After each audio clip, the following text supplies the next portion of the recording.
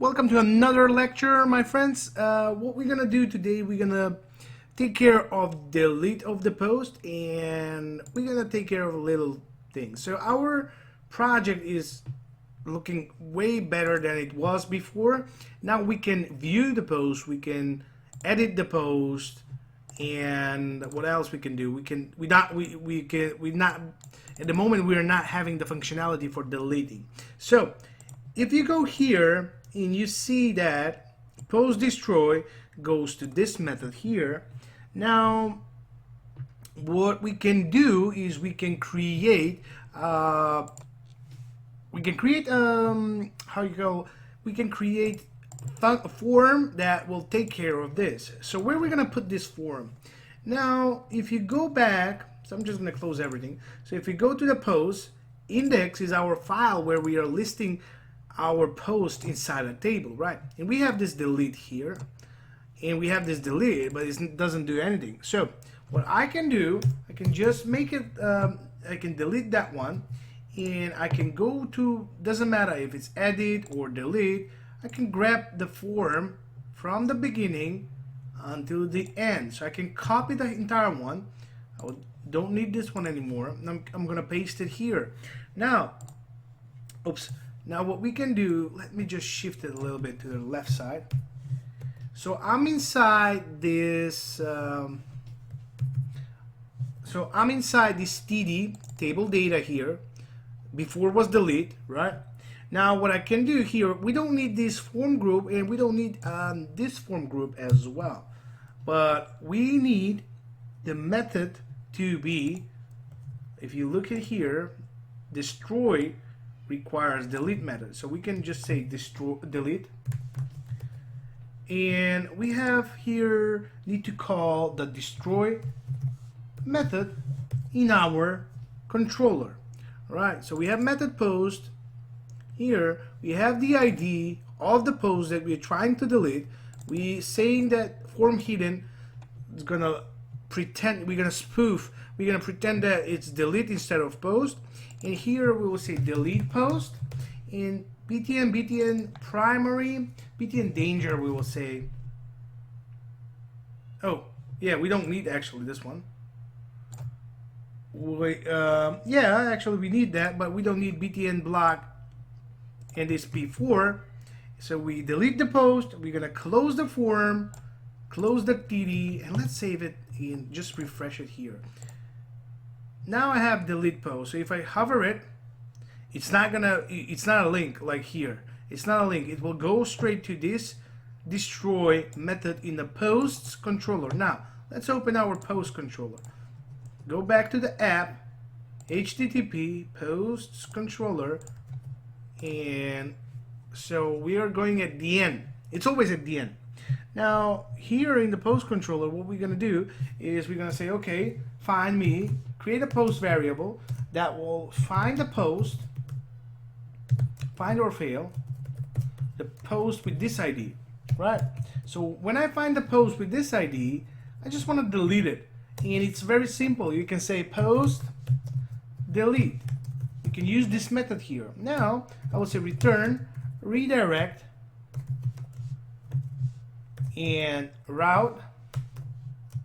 I will say post index. Now let's do something else here, because in our partials we don't have anything to notify the user that we are doing something with, for example, we're deleting posts, if we successfully delete it or not. So we're not notifying even if we create a post. So maybe now is the best idea to go into, I'm just gonna close this, to go into resources, partials, messages. Now after this and if here, we will work with a session. So how we can do that, we will say if, yeah, let's put it, if there is a session, and you will know how it's easy to start session in Laravel, success. And now we can say here inside, we will have alert, oops, alert, success. Very good. We have this div with alert and alert success. This is, by the way, Bootstrap. So if you don't know it, don't be confused. And I will just print out the session, what's in the session success, right? Now, I haven't showed you, so if this is okay, means we're gonna print out the success. Otherwise, we can create another one. We can copy this one here, we can paste it here, or you can use else, sorry. And inside, oops, what happened? Not that one. We can just copy the same one here, put it here, and this will be error, and we will just print it out, the session error. And that's pretty much, we are done. So we have if, else. If this is session success, go there. If it's not, it's gonna skip this part, it's going to else. And if at the end. So that's pretty much it. We are all covered now. So how we can start a session here? So I can use with here, and I say with success, we must say it. And the second parameter will be, remember, if it's success, it will go here, and that will be the body of the session. What is the comment or the body of the session? So post deleted. Now let's see if this is gonna work now. So after the clicking of this button, it will say, it will go to the index, and it will again go here probably, and we should have some type of messages here. Here it is, post deleted, and the post was deleted, right? Now if I go to a dashboard, I'm just gonna create a new post, post 1, and this is annoying, but post 1, I'm just gonna submit it. Now if I delete the post 1, here it is, the post is deleted, nothing is the database. By the way, I'm gonna show you how we can use PHP, how we can use Tinker to show some things. Now this, our messaging is working, so we are trying, and if we refresh, by the way, we will not be able to see that message. It's called flash messages here. Now this is how you can start message with success, and this is how you can print them out. And it's working because we include these messages, remember, in the app layout. So we included where? We included here, right? So we included partial, that's why it's working like that. Now that's very good, but let's do, when I created the post, I didn't see, so we can copy this one, and if we update the post, we can just put it like this, success post updated. Very good. You can just copy it again, and what else we have in the store where we're saving into database. Let's put it there, post created. Okay, now let's test this out. And if we go to the dashboard, we're gonna create the post. We're gonna say new post, post with message, and I'm just gonna close this one. This is the body of the message post, and I should be able to see some messages here. So post created, there you go. If I want to edit, for example, this one, the body was too short, I'm gonna say body too short, post updated, very good. Everything is working. If I go delete it, obviously I don't want it. Now I just want to create more posts here. Create post, post 2, post 2, and create that one. I'm just gonna go back to dashboard, so you can actually redirect it back here. And if that is your logic, post 3, post 3, oops, so I'm just gonna create it, and one more. I'm sorry I waste your time. If you want, you can skip this one. Create more posts, post 4, post 4, and that's pretty much it. Now if I go to the front page, I do have, and this is, by the way, it's like this because we have it in the center. We can change that one. Now that was, I'm just gonna close everything here. So that was, we have done this one in our, where? Justify content center. I'm just gonna remove this one, and I'm just gonna put div class margin 4. I'm just gonna put margin everywhere. Let's see what's happening. And why is it like that? 2 col md. Maybe we should put it, maybe we should apply the margin on the cart, right? Very good. So we have 1, 2, 3 posts, and we don't have the image actually, but so we have 3 posts. So if you want a 4, you can change this margin to 3. You can change this column to 3, and you will have 4 posts. But that's not ideal. Now we have margin between posts. Very good. So we can view them.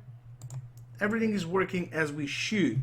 Now, next time we will look at the pagination, how we can put here pagination, how we can paginate through posts, and that's very easy, and how we can order them, right? Because at the moment, if I go back to the database, actually post 4 was the last created, and I have it here as the last, as it should be, but I want the latest one to be up on top. So we can do that very easily. It's simple in Laravel, and it saves you a bunch of time. One more thing that we're gonna do is, for example, if I log out now, I will be able to see this, and that's perfect, right? But if I go to home, I will go back to this page. But if I go, for example, to post, create, now this is very bad because we are not allowed to see this. We are not allowed without being logged in. Why is that? So if I go here, I'm just gonna put it again, the list, to refresh. Look at now home. Where is home? Here it is. Home, home, home. It's calling web middleware, and it's used another middleware called auth, right? And that middleware actually is in the constructor. So if I go back to the app, HTTP, home controller, we have this one here. So if I comment that part, look what will happen. So if I go back to not login. So if I refresh, come on, if I refresh, and now if I go back to home,